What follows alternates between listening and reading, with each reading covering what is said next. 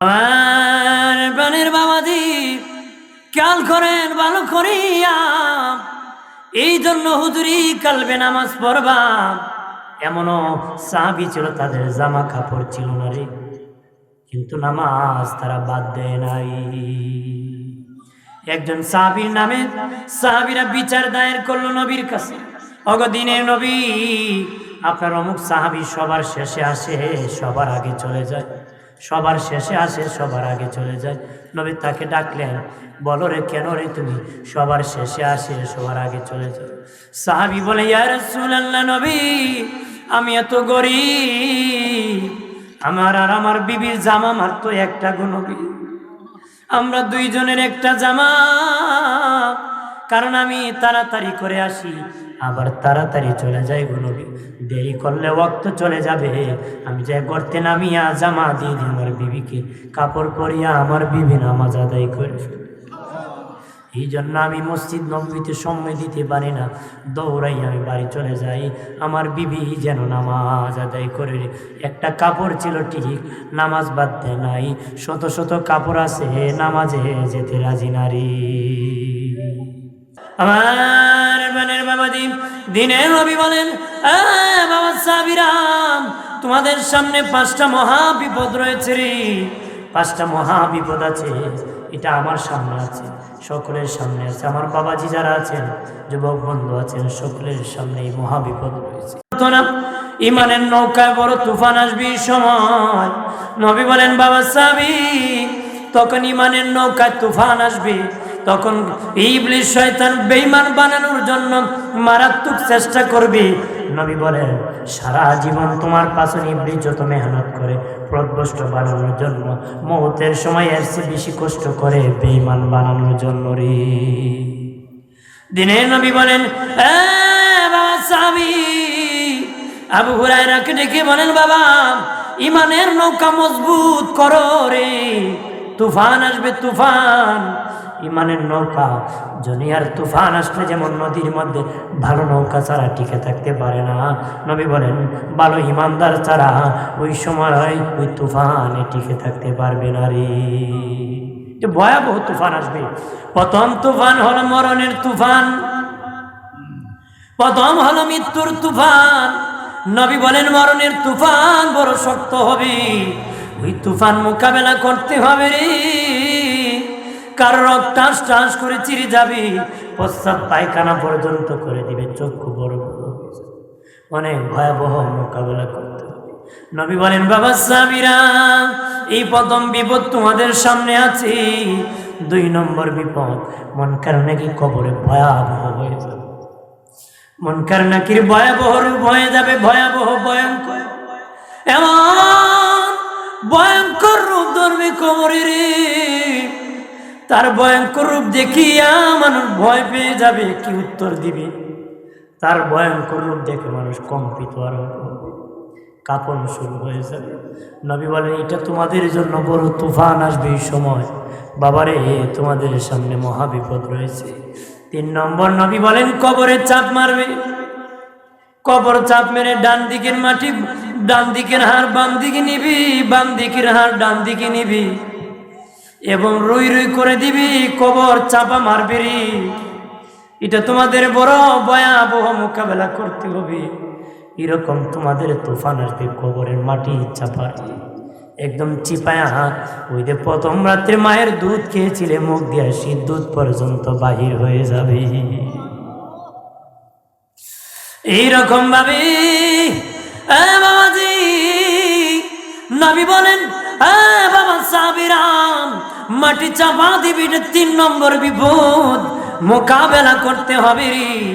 4 নম্বর বিপদ মিজানের পাল্লার কাছে ভয়াবহ মোকাবেলা করতে হবে, ভয়াবহ মোকাবেলা করতে হবে।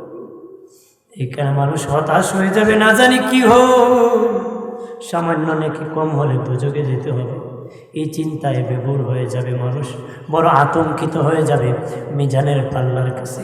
নবী বলেন মিজানের পাল্লার কাছে ভয়াবহ মোকাবেলা করে জান্নাতে যেতে হবে।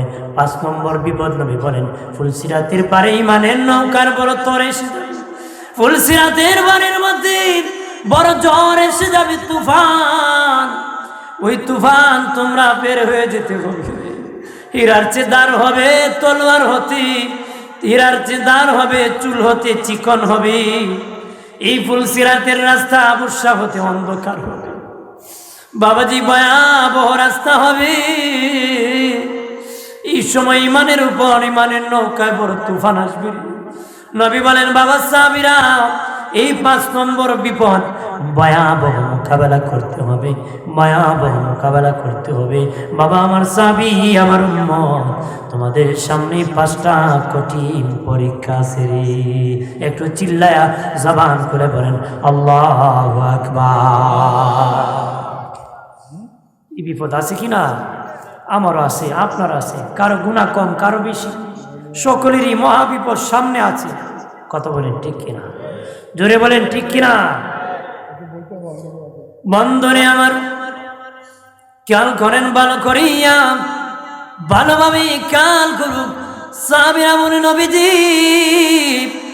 এই 5টা বিপদ থেকে কেমনে আমরা বাঁচবো গো? এই 5টা বিপদ থেকে আমরা কেমনে বাঁচবো? নবী বলেন বাবা সাহাবীরা, এই 5টা ভয়াবহ নৌকার মোকাবেলা করতে, তুফান মোকাবেলা, এই ভয়াবহ মোকাবেলা করতে তোমরা যদি 5টা কাজ করো, আল্লাহ এই 5টা বিপদ থেকে বাঁচাইয়া তরাইয়া জান্নাতের মেহমান বানায় দিবে। কয় কাজ? জোরে বলেন। 5 কাজ করলে নবী বলেন এই 5টা বিপদ থেকে বেঁচে যাবি। 1 নম্বর নবী বলেন মরণ যন্ত্রণার ভয়াবহ মোকাবেলা করতে প্রথম কাজ হলো ফজরের নামাজ। ফজরের নামাজ যারা আদায় করবে, ফজরের নামাজ যারা আদায় করবে, তার মরণ যন্ত্রণা হবে না। মায়ের কোলে সন্তান যেমন দুধ পান করতে ঘুমায় যায়, আটার কাই থেকে চুলটা নিয়ে যেমন আটা টের পায় না, ফজরের নামাজ যারা আদায় করবে তার এই ভয়াবহ মোকাবেলার তার ইমানের নৌকা জিতে যাবে, পার হয়ে যাবে, ইমানদার হিসাবে কবুল হয়ে যাবে, মরণটা খুব সহজ হয়ে যাবে, আল্লাহর জমিনে আল্লাহর বান্দা ঘুমায়া যাবে। 2 নম্বর নবী বলেন মুনকার নাকির ভয়াবহ রূপ থেকে বাঁচতে গেলে দ্বিতীয় কাজ হলো তোমরা জোহরের নামাজ পড়বা। আলহামদুলিল্লাহ বলেন না? জোহরের নামাজ যদি আদায় করতে হবে তো করতে পারো রে, মুনকার নাকির ভয়াবহ রূপ হবে না, স্বাভাবিক রূপে তোমাদের কবরের মধ্যে এসে যাবে, স্বাভাবিক রূপে কবরের মধ্যে এসে যাবে। নবী বলেন যারা জোহরের নামাজ আদায় করবে মুনকার নাকির সওয়াল জবাব তার জন্য সহজ হয়ে যাবে। বাবাজি, যারা কবরের মধ্যে পাশ করে ফেলবে সহজ হয়ে যাবে, তার সব জায়গায় সহজ হয়ে যাবে। কবরে যারা ধরা পড়ে যাবে সব জায়গায় ধরা পড়ে যাবে। এরপরে 3 নম্বর বিপদ হলো কবরের চাপ। কবর চাপা মারবি, ডান দিকের হাড় বাম দিকে যাবে, বাম দিকের হাড় ডান দিকে যাবে, রুই রুই করে তোলার মতন রুই রুই করে। নবী বলেন বাবা সাহাবীরা, যদি কবরের মাটির চাপ থেকে বাঁচতে চাও, কবরকে যদি কবর জগৎ বানাইতে চাও, কবর বলা হয় আমরা যে গর্ত করি, গর্তকে কবর বলা হয়, কিন্তু জান্নাতি হয়ে গেলে কবর থাকে না, এটা কবর জগৎ হয়ে যায়। যদি তোমার কবরকে প্রশস্ত করতে চাও, কবর জগৎ বানাইতে চাও, তাহলে তুমি আসরের নামাজ আদায় করিও। আসরের নামাজ আদায় করলে তোমার কবর সংকীর্ণ হবে না, কবর অনেক বিশাল বড় হয়ে যাবে, এটা কবর জগৎ হয়ে যাবে, জান্নাতি পোশাক এসে যাবে, জান্নাতের সংযোগ লেগে যাবে, শান্তিতে আরামতে ইয়াউমাল কিয়ামা কিয়ামত পর্যন্ত ঘুমায় যাবে। কিয়ামত পর্যন্ত কি? এরপরে নবী বলেন 4 নম্বর বিপদ মিজানের পাল্লা। নেকির পাল্লা যদি বাড়ি করতে চাও, নেকির পাল্লা যদি বাড়ি করতে চাও কোন কাজ করবা? 4 নম্বর মাগরিবের নামাজ আদায় করবা। মাগরিবের নামাজ যদি আদায় করো, মিজানের পাল্লায় নেকির পাল্লা বাড়ি হয়ে যাবে, বদির পাল্লা হালকা হয়ে যাবে। মিজানের ওই মাগরিবের নামাজ যদি আদায় করো, মিজানের পাল্লার ভয়াবহ মোকাবেলা করে জান্নাতি সার্টিফিকেট পেয়ে যাবে রে। 5 নম্বর বিপদ হলো মিজে ফুলসিরাতের বাণী। দিনের নবী বলেন কেউ ফুলসিরাতে হামাগুড়ি দেওয়া যাবে, কেউ বাবাজি ঘোড়ার দৌড়ে নেওয়া যাবে, কেউ বাবাজি বিজলির আকারে জান্নাতে যাবে, হীরার চেয়ে দার চুলের চেয়ে চিকন সবার জন্য হবে না। যারা বেঈমান তাদের জন্য হবে, যারা ইমানদার তাদের জন্য বিশাল ফুল হয়ে যাবে, বিশাল ফুল হয়ে যাবে। তারা যখন ফুলে উঠবে বেঈমানেরা টানিয়া টানিয়া তাদেরকে জাহান্নামে নিয়ে যাবে। আগুন তাদেরকে স্পর্শ করে টান মারবে, জাহান্নামে নিয়ে যাবে। কিন্তু আল্লাহ ওয়ালা যারা এশরের নামাজ আদায় করছে, ধারাবাহিক যারা নামাজ পার হয়ে পূর্ণ আমলদার হয়ে গেছে বাবাজি, তারা কেউ হামাগুড়ি দিয়া জান্নাতে যাবে, কেউ ঘোড়ার দৌড়ে নিয়ে যাবে, কেউ বিজলির আকারে যাবে। রাস্তায় একটা ঠিক, গতি তিনটা হবে। গতি কটা হবে? তিন গতিতে যাবে। গতি কয়েকটার কারণ জানেননি? এই দেখেন আমার হাতে মোবাইল আছে, ওই মোবাইলের মাথায় একটা বাতি জ্বলে, 2 থেকে 3 হাত দেখা যায়। আমি যখন হাঁটবো এই আন্দাজ করে হাঁটতে হবে। পাওয়ার কম, গতি যদি বেশি হয় কালে পড়তে হবে, টাচ খেতে হবে, পানিতে পড়তে হবে। কথা বলেন ঠিক কিনা? বড় টর্চ লাইট যেটা আলো বেশি দেয় ওইটার দেয় একটু দৌড় বেড়ে যাবে, আর যদি পুরাটা আলু হয় তো স্পিড হবে বাবাজি। দৌড়ের গতি, কেউ হামাগুড়ি দেওয়া যাবে, কেউ ঘোড়ার দৌড়ে নিয়ে যাবে, কেউ বিজলির আকারে যাবে। কেন জানো নি? যার আমল যত বেশি তার লাইটের ভার তত বেশি, যার আমল যত বেশি তার লাইটের পাওয়ার তত বেশি। যার আমল 5 ক্লাস বিজলির আকারে জান্নাতে যাবে, যার 2nd ক্লাস ঘোড়ার দৌড়ে নিয়ে জান্নাতে যাবে, যার 3rd ক্লাস আমল ওই ব্যক্তি বাবাজি হামাগুড়ি দিয়ে জান্নাতে যাবে। অর্থাৎ পাওয়ার কম, গতি কম। লাইটের পাওয়ার বেশি, দৌড়ের গতি বেশি। যার আমল যত বেশি তার লাইটের পাওয়ার তত বেশি। সুবহানাল্লাহ বলেন না? আমল নাই, ফুলসিরাতে অন্ধকার হয়ে জাহান্নামে যেতে হবে। ওই আবু সাহতে অন্ধকার হবে বলেছে, কিন্তু জান্নাতীদের লাইটের পাওয়ার দিয়ে আলো হয়ে যাবে, তারা সেই আলোতে জান্নাতে যাবে। সুবহানাল্লাহ বলেন। আমার প্রাণের বাবাজি খেয়াল করেন, ভালো করে। এই জন্য জীবনটা নামাজে কাটাইতে হবে গো। মানুষ নাককে মনে করে মর্যাদার প্রতীক, কপালকে মানুষ ভাগ্যের প্রতীক মনে করে। কথা বলা, নাককে মানুষ মর্যাদার প্রতীক মনে করে, কপালকে মানুষ ভাগ্যের প্রতীক মনে করে। যদি কপাল পরিবর্তন করতে চাও, ভাগ্য যদি পরিবর্তন করতে চাও, সম্মান যদি বাড়ায় দিতে চাও, দৈনিক 5 বার আল্লাহকে নাক আর কপাল দিয়ে সেজদা দাও, আল্লাহ ভাগ্য পরিবর্তন করে দিবে, ইজ্জত সম্মান বাড়ায় দিবে। আল্লাহুম্মা সাল্লি আলা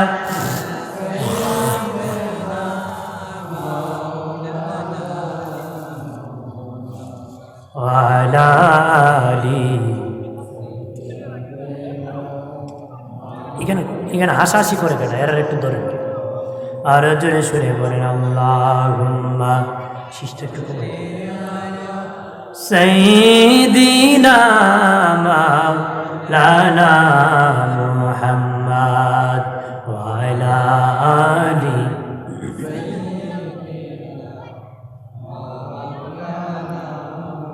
এ দুনিয়া পরে থাকবি, আমরা একদিন থাকব না। যারে যারে কাঁদবি রে মন, কেউ না চাবে ফিরিয়া। আল্লাহুম্মা সাল্লি আলা মারহাবা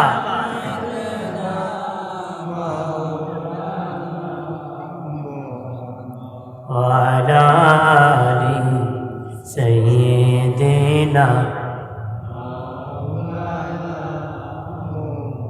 আমার বাড়ির বাবাজি খেয়াল করেন ভালো করিয়া, নামাজ এমন একটি ইবাদত, স্বাস্থ্যের উপকার হয়, দেহেরও হয়, রুহুর হয় বাবাজি। রুহুর উপকার হয়, দেহের উপকার হয়, দেহের হয়, রুহুর হয়। অজু এমন একটি ইবাদত যার দ্বারা স্বাস্থ্যেরও রোগ মুক্তি হয়। করোনার সময় দেখছেন না, সকল কিছু খালি পানি দিয়ে ওয়াশ করবা, সাবান দিয়ে হাত পাও ধৌত করবা। এই জন্য যারা অন্য ধর্মে তারা বলেছে যে মুসলমানের সবচেয়ে বাঁচার উপায় হলো 5 বেলা ওজুর দ্বারা। সুবহানাল্লাহ বলে না? শীষ দিত 5 বেলা কিসের দ্বারা? ওজুর দ্বারা। মুসলমান বাঁচবে কিসের দ্বারা? 5 বেলার অজু, এই অজুর দ্বারা লাভ হয়েছে না লস হয়েছে? যেরকম লাভ হয়েছে না লস হয়েছে? অজুর দ্বারা লাভ হয়েছে, নামাজের দ্বারা লাভ। যারা নামাজ পড়বে তাদের কপাল থেকে নূর চমকাবে, আলহামদুলিল্লাহ বলেন না। যারা নামাজ পড়বে তাদের কপাল থেকে নূর চমকাবে গো, হাসরের ময়দানে তাদের কপাল থেকে নূর চমকাবে রে, নূর চমকাবে কপাল থেকে। প্রাণের বাবাজি, দুস্থ বুজুর্গ নামাজের জন্য নবী কত মেহনত করেছে রে, কত পরিশ্রম করেছে দিনের নবী। ওই নামাজের জন্য কত মার খেয়েছে, আঘাত খেয়েছে, তাইফের ময়দানে মার খেয়েছে, কত জায়গার মধ্যে উহুদের ময়দানে দন্দন দাঁত মোবারক ভেঙেছে, কপাট ভেঙে মাথায় ঢুকে গেছে। এই নামাজের জন্য নবী কত মেহনত করেছে। সাহাবীরা যখন নামাজে দাঁড়াইতেন তাদের কাছে আঘাত করা হতো গো, তাদেরকে মেরে ফেলার জন্য হুমকি দেওয়া হতো, গায়ের মধ্যে চাপায় দেওয়া হতো। তারা যখন সকলে এক জায়গায় নামাজ পড়তে যেত, মা বোন যারা ছিল তারা যখন নামাজে দাঁড়াইতো তখন তাদের প্রতি জুলুম নির্যাতন শুরু হয়ে যেত। এমনকি বাবাজি তারা যখন রুকুর মধ্যে যেত, মা বোনদের স্তন কেটে কেটে ফুটবল খেলাতো নামাজ পড়ার অপরাধের কারণে, তাদেরকে এইভাবে শাস্তি দেওয়া হতো। ওরে চরনুর আহমেদ সুদিয়া কালা বাগনি বানার মা বোনেরা, এই বিপদ আর নাই গো মা। ওরা ওই সময় নামাজ পড়েছে এই বিপদ দেখো, কিন্তু তোমরা তো এই বিপদে না, তোমাদের স্বামীরা তো জালিম না গো মা, ওই পাড়া প্রতিবেশী জালিম না, সবাই ইমানদার, তোমাদের প্রতি তো কেউ জুলুম করে না গো মা। এরপরে কেন নামাজ পড়ো না? কেন গো মা নামাজ পড়ো না? বলো দুনিয়ার সংসারে জানো কত ঝামেলায় থাকবা, এখন মরে গেলে 40 দিন পার করবে না, তোমার স্বামী আরেকটা বিয়ে করে ফেলবে গো মা। এই জন্য স্বামীরা খেদমত করতে হবে, আল্লাহর হুকুম পালন করতে হবে, হবে কিনা? বন্ধুরে আমার খেয়াল করেন ভালো করিয়া, দিনের নবী যখন অসুস্থ হয়ে পড়েছেন, সাহাবীর কাঁধে ভর করে নবী মসজিদ নববীতে নামাজ আদায় করেছেন। আল্লাহু আকবার বলেন না। যখন একদম শেষ মুহূর্তে দিনের নবী একদম অসুস্থ হয়ে পড়েছেন, নামাজের সময় হয়ে গেছে, আম্মা জান আয়েশাকে বলেন, আয়েশা রে আমাকে একটু বিছানার থেকে উঠায় বসাও। মা আয়েশা উঠায় বসাইছেন। নবী এত দুর্বল, নবী বসে থাকতে পারতেছেন না। মা আয়েশা বলেন, আমার বুকের মধ্যে হেলান দিয়া নবীকে বসায় দিলাম। জোরে বলে, আমার বুকের মধ্যে নবীকে হেলান দিয়ে বসালাম। দিনের নবী বসিয়া বললেন, রে আরে আয়েশা, মসজিদ নববীর জানালা খুলে দাও, আমি দেখবো রে আমার সাহাবীরা মসজিদ নববীর মধ্যে কি করতেছে। জানালা খুলে দেখেন সাহাবীরা নামাজ আদায় করতেছে। নবী কান্নায় ভেঙ্গে পড়ে গেলেন, নামাজ দেখে নবী কান্নায় ভেঙ্গে পড়ে গেলেন। আম্মা জান আয়েশা বলেন, নবী কি জন্য কান্না করেন? মসজিদে যে যেতে পারছেন না এই জন্য মনে হয় কান্না করেন। নবী বলেন, না না রে আয়েশা, এই জন্য আমি কান্না করি না, মসজিদে যে যেতে পারি না এই জন্য আমি কান্না করতেছি না। ওরে আয়েশা, আমি কাঁদতেছি এই নামাজের জন্য, কত মেহনত করেছি, কত আঘাত খেয়েছি, কত মার খেয়েছি। আমি যখন সেজদায় চলে গেছি, আমার মাথার মধ্যেই উঠে নারী বুড়ি চাপাই দিছে রে আয়েশা, উঠে নারী বুড়ি চাপাই দিছে। আমি রাসূলুল্লাহ মাথা সেজদার থেকে উঠাইতে পারতেছি না, আমি রাসূলুল্লাহ সেজদার থেকে মাথা উঠাইতে পারতেছি না, এত ওজন নারী বুড়ি আমার মাথার মধ্যে চাপাই দিছে। আমার মা ফাতেমা আসিয়া নারী বুড়ি সরাই দিছে, তখন আমি রাসূলুল্লাহ সেজদার থেকে উঠছি। আমি রাসূলুল্লাহ সেজদার থেকে উঠছি। এই নামাজের জন্য আমার সাহাবীরা কত মেহনত করেছে রে।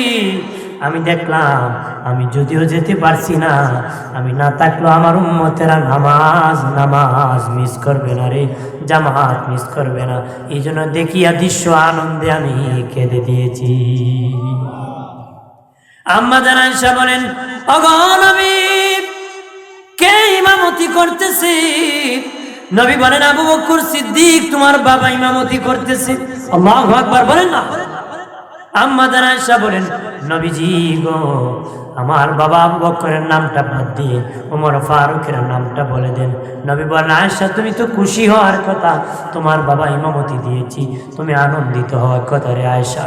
আম্মা জান আয়েশা বলেন, নবীজি আমার বাবার দিল বড় নরম গো নবী, আমার বাবা যখন নামাজে দাঁড়ায় আল্লাহর কালাম তেলাওয়াত করতে কাঁদতে কাঁদতে আমার বাবা বেহুশ হয়ে যায়। অগনবী আমার বাবার শুধু কান্দে আর কান্দে, আমার বাবার দিল বড় নরম, নামাজের মধ্যে আমার বাবা বেহুশ হয়ে যাবে। অগনবীজি আমার বাবার নামটা বাদ দিয়ে ওমর ফারুকের নামটা দিয়ে দেন। নবী কয়, আয়েশা তুমি জানো না তোমার বাবা আবু বকরের এক রাত্রের ভালোবাসা যদি এক পাল্লায় রাখা হয়, আমার সব উম্মতের নেকি এক পাল্লায় তুলে দিলে তোমার বাবা আবু বকরের নেকির পাল্লা ভারী হয়ে যাবে। আরো জোরে বলেন না। বন্ধুরে আমার খেয়াল করেন, ভালো করেন, এইভাবে নামাজ নামাজ সালাত সালাত মারহাবা বলেন না। নবী যখন বিদায় হয়ে যাবে, বিদায়ের আগেও বলেছেন উম্মতরা সালাত সালাত সালাত বলেছেন। নামাজের আগেও নবী বলেছেন উম্মতরা সাবধান, তোমরা নামাজ বাদ দিও না রে, সালাত বাদ দিও না রে। হযরত ওমর ফারুক যেদিন বাবাজি নামাজের মধ্যে দাঁড়িয়েছিলেন, বেঈমানেরা ওমর ফারুককে আঘাত করা শুরু করছে।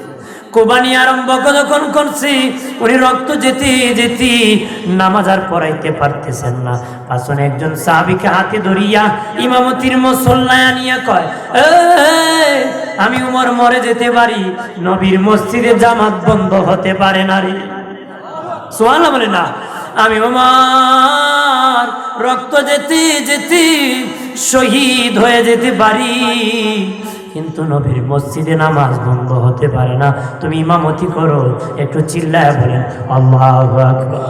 হযরত আলী যেদিন শাহাদাত বরণ করেন ফজরের নামাজে ইমামতির মধ্যে বাবা প্রথম রাকাত শেষ করলেন, দ্বিতীয় রাকাত যখন শেষ করলেন, দ্বিতীয় সিজদা থেকে যখন উঠবেন অতর্কিত আঘাত শুরু করা হলো, অতর্কিত আঘাত শুরু করলো। 81টা আঘাতের পরে নামাজের মধ্যে আমার হুজুরের আদরের সাহাবী শাহাদাতের পেয়ালা পান করেছে। জোরে বলেন সুবহানাল্লাহ। এই জন্য নামাজটা বাদ দিবেন না, আল্লাহর ঘরের সাথে ভালো সম্পর্ক লাগাবান। নামাজ পড়লে ভদ্রতা হয়, নামাজ পড়লে ভালো হওয়া যায়। নামাজ এমন ইবাদত, গুনাহ থেকে নামাজ বাঁচায় দেয়। নামাজ কি পাপ কাজ থেকে রক্ষা করে। বেড়ে বেড়ে আমি খালি নামাজ পড়ছি, এখন এই কাজে যেতে পারি না, তাকে লজ্জায় ফেলে দে নামাজ। মারহাবা বলে আর জোরে কর। নামাজ এমন একটি ইবাদত, নামাজ পাপ থেকে বাঁচায় দেয়। পাপ পাপ থেকে বাঁচায় দে, পাপ থেকে নামাজ বাঁচায় দে। নামাজ পড়লে নামাজই তাকে সব পাপ থেকে বাঁচায় দে। আপনারা বলেন এতক্ষণ যা কিছু বলেছি আর কি ওয়াজ লাগে? যখন আর লাগে কিন্তু কেউ জনে শুনবে, কিন্তু এটা আমল করতে হবে। আমি কিন্তু সময় পাস করি নাই, গুরুত্বপূর্ণ কথা বলতেছি। এতক্ষণ ধরে গুরুত্বপূর্ণ কথা বলতেছি। জাতির আমরা যে সমাজ পরিবর্তন করি, আমরা যেন নামাজমুখী হই। কথা বলি ঠিক কিনা? মসজিদমুখী হওয়া দরকার আছে কিনা? মসজিদ কিন্তু লানত করে, লানত। মসজিদ কি করে? লানত করে। মসজিদ লানত করে।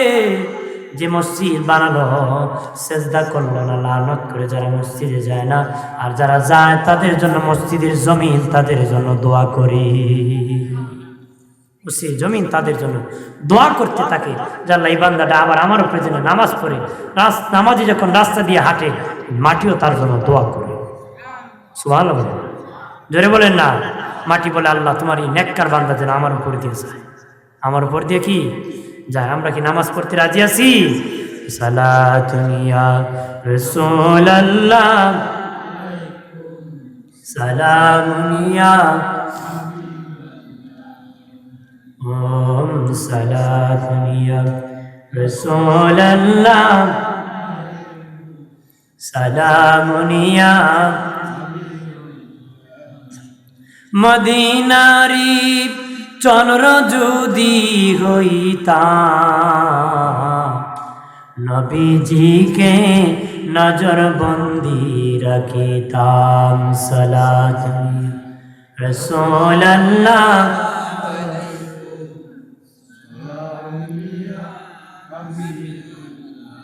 আলাইকুম সালাতুন ইয়া রাসূলুল্লাহ।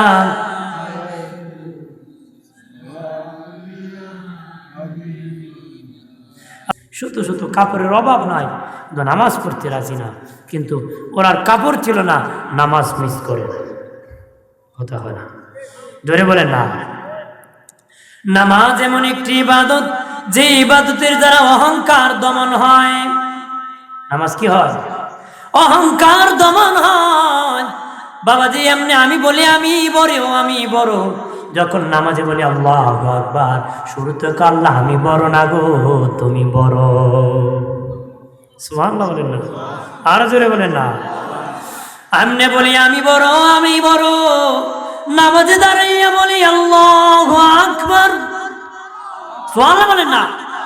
তখন বলি আল্লাহ আমি বড় না, তুমি বড়। এই হলো একটা অহংকারের ধুলাই চলে। 2 নম্বর, আগে বলি আমার প্রশংসা কর, মারহাবা জানা। তখন নামাজে দাঁড়াই আলহামদুলিল্লাহি রাব্বিল আলামিন, সমস্ত প্রশংসা আল্লাহর জন্য, এমনি কই আমার জন্য। নামাজে দাঁড়াই অহংকারের ধুলাই চলে, বলতেছে আল্লাহ সব প্রশংসা তোমার জন্য। সুবহানাল্লাহ বলেন না। তাহলে নামাজে অহংকার কি হয়? দমন হয়। মাথা লাগাইয়া আল্লাহকে সিজদা করতে হয়। সুবহানাল্লাহ বলেন না, জোরে বলে। আমরা সেই সিজদা করতে রাজি আছি তো? জোরে বলেন, রাজি আছে? ঘরে যদি 5 জন থাকে, তার একটা ছেলে নামাজ পড়ে, বাবার কাছে ওই ছেলেটা আদরের থাকে, তাকে কিনা? তার মানে তার ইবাদতের দ্বারা তার মান বেড়েছে।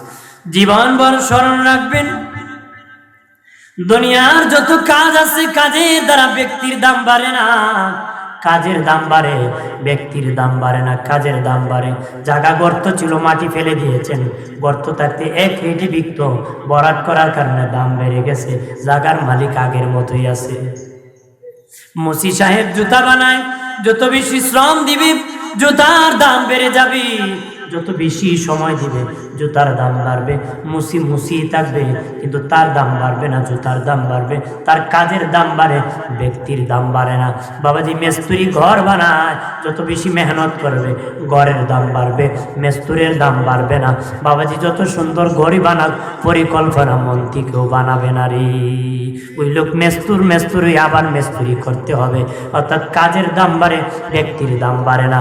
তবে শুনে রাখেন, জীবনভর একটা কাজ আছে, যে কাজের দ্বারা ব্যক্তির দাম বেড়ে যায়, সেটা হলো আল্লাহর গোলামি ইবাদত। সুবহানাল্লাহ বলেন না। যে যত বেশি করে তার দাম তত বেড়ে যায়। তার পাশনে নামাজ পড়ার জন্য মানুষ দৌড়ায়, কথা বলেন না। তার কাছে দোয়া নেওয়ার জন্য দৌড়ায়, তাকে সালাম দেওয়ার জন্য মানুষ দৌড়ায়, তাকে খাওয়ানোর জন্য মানুষ দৌড়ায়। যদিও আলেম না হোক, তারপরে মানুষ মহব্বত করে, ভালোবাসা হয়। সাধারণ মানুষ হোক, শিক্ষিত হোক, অশিক্ষিত হোক, আলেম হোক, জাহেল হোক, যার মধ্যে ইবাদত থাকে, তার সম্মান সবার কাছে থাকে, তাকে কিনা? বন্ধুরে আমার, খেয়াল করেন ভালো করিয়া, অপ্রাণের বাবাজি, অনুরোধ করে বলি, যুবক, নামাজটা বাদ দিয়েছো, আর বাদ দিও না। মুরব্বী বাবাজি যারা এখনো নামাজ পড়েন না, আমি আপনার সন্তান হিসাবে অনুরোধ করে বলি, নামাজটা বাদ দিও না। আল্লাহ বলেন, আমার বান্দা যৌবনের কারণে নামাজটা বাদ দিয়েছিল, যৌবনের কারণে তাড়নায় বাদ দিয়েছিল। এখন আমি বুড়া বানাইলাম, এখনো বুঝি আমারে তুই নামাজ দিস না। আল্লাহ বুড়া মানুষ যখন আল্লাহরে ডাকে না, আল্লাহ বড় গুসা করে, রাগ করে। আল্লাহ তোরে আমি বুড়া বানাইলাম, এখনো বুঝি তুই আমারে ডাকস না রে। ও মুমিন, আল্লাহকে ডাকো, ডাকা ডাকি বন্ধ করিও না রে, ডাকা ডাকি বন্ধ করিও না। আল্লাহকে ডাকতে থাকো, নামাজটা পড়তে রাজি আসিনি, যেরকম রাজিনি। এই জন্য সমাজ যদি ভালো করতে চান, নামাজ পড়তে হবে। নামাজ পড়লে চুরির থেকে বাঁচবেন, ডাকাতির থেকে বেঁচে যাবেন। নামাজ পড়লে আল্লাহ ওয়ালা হয়ে যাবে রে। সালাতুন ইয়া রাসূলুল্লাহ, সালামুন ইয়া আলাইকুম, সালাতুন ইয়া রাসূলুল্লাহ।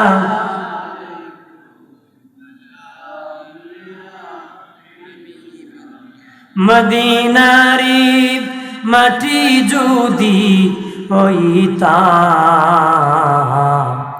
নবীজিকে সিনায় দরে রাখিতাম সালাত নিয়া।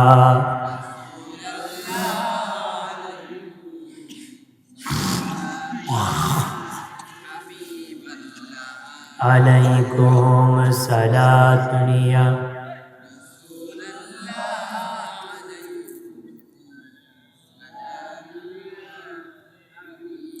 আমার প্রাণের বাবাজি, খেয়াল করেন ভালো করিয়া, এই দেশে যত বুজুর্গানে দিন এসেছেন, আল্লাহর ওলিরা যারা এসেছেন, তারা নামাজ নামাজ নামাজ বাদ দেন নাই। যেদিন বাবাজি গৌর গোবিন্দের রাজভবন ভেঙ্গে দিবেন, বাবা শাহজালাল রহমতুল্লাহ আলাইহি বললেন, আমার সাথে কে আছো জীবনে তাকবীরে ওলা ছাড়া নামাজ পড়ো নাই, জামাত ছাড়া নামাজ পড়ো নাই, আজানটা সে দিয়ে দাও। আমাদের মুরার বন্দে যে ঘুমে আছেন সৈয়দ নাসিরউদ্দিন সিপাহসালা ডাক দিয়া বলেন, শাহজালাল, আমার জীবনে কোনোদিন তাকবীরে ওলা ছাড়া নামাজ পড়ি নাই। বাবা নাসিরউদ্দিন সিপাহসালা আজান দেওয়া শুরু করলেন। আজানে বেঈমানের বিল্ডিং ভেঙ্গে চুরমার হয়ে গেল রে। নামাজ এমন একটি ইবাদত বাবাজি, নামাজের দ্বারা অন্তরের চক্ষু খুলে যায়। এই চক্ষু দ্বারা আমার আল্লাহর আরশে আজিম পর্যন্ত দেখতে পায়। সুবহানাল্লাহ বলে না, এই অন্তরের দ্বারা মাটির নিচে বাবাজি সব দেখতে পায়। বাবাজি কলব দামি হয়ে যায়, আল্লাহকে আমার আরশের চেয়ে দামি হয়ে যায়। কেন জানোস নি? যেই দিল আমার জন্য পাগল হয়, এই দিলে আমি আল্লাহ জাগা নেই, ওই দিলটা তখন আরশের চেয়ে আরো দামি হয়ে যায়। সুবহানাল্লাহ বলে না। বন্ধুরে আমার খেয়াল করেন ভালো করেন, এই জন্য যত বুজুর্গানে দিন এসেছিলেন তারা নামাজ বাদ দেন নাই। তারা নামাজ এমন একটি ইবাদত, জিবরিল একদিন আল্লাহকে বলে, ও মালিক, আমরা ফেরেশতারা ইবাদত করি, আমরা ফেরেশতারা ইবাদত করি, আমাদেরকে শ্রেষ্ঠ জাতি বানাইলা না, মানুষকে কেমনে কোন পাওয়ারে তুমি শ্রেষ্ঠ জাতি বানাইলা? আল্লাহ বলেন, পাওয়ার যদি দেখতে চাও নবীর মসজিদ নববীর মধ্যে চলে যাও। শেষে একটা বুড়া মানুষ নামাজ থেকে বের হবে, তাকে জিজ্ঞাসা করলে পাওয়ার বুঝতে পারবারি। তারে দেখলি পাওয়ার বুঝতে পারবা।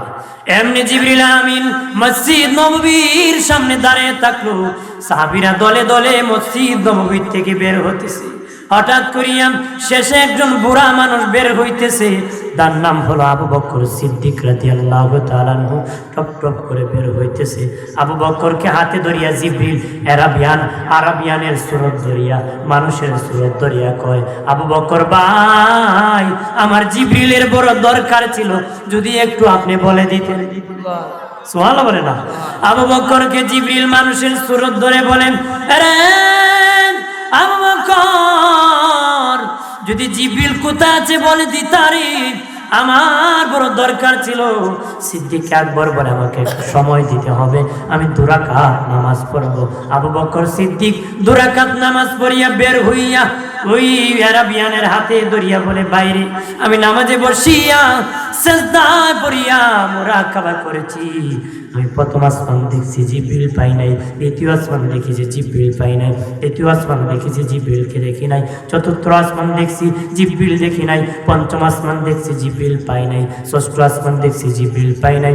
সপ্তম আসমান দেখছি, জিবরিল পাই নাই। আল সিদরাতুল মুনতাহা দেখেছি, জিবরিলকে দেখি নাই। আল্লাহর আরশে আজিম পর্যন্ত দেখেছি, জিবরিল কোথাও পাই নাই। সুবহানাল্লাহ বলেন না। আল্লাহর জান্নাত ঘুরে দেখছি, জিবরিল নাই। জাহান্নামে গেলাম, নাই নাই নাই। 7 জমিন দেখেছি, তামাম পৃথিবী ঘুরিয়া দেখছে, জিবরিল নাই। হাতে ধরিয়া কয়, বন্ধু অস্বীকার করে লাভ নাই, তুমি সারা জিবরিল আর কেউ নাই। এমনি জিবরিলকে আমার দরকার নাই, তোমাদের এত পাওয়ার, এই জন্য আল্লাহ শ্রেষ্ঠ জাতি তোমাদেরকে বানাইছে। নামাজের দ্বারা এত অন্তর খুলে যায় গো বাবাজি, এই জন্য নামাজটা বাদ দিব না রে, পায়ে ধরে বলি। বলে রে ও এলাকার মা বোনেরা, ছেলেকে নামাজি বানাইবা, নিজ জাহান্নামের আগুন থেকে বাঁচবা, আহাল পরিবারকে নামাজ পড়াবা। 7 বছর বয়স হলে ছেলেকে নামাজের আহ্বান করবা, 10 বছর বয়সে যদি নামাজ না পড়ে বেতের আঘাত করবা, শাসন করবা, তবে নামাজি অবশ্যই বানাতে হবে, অবশ্যই নামাজি বানাতে হবে।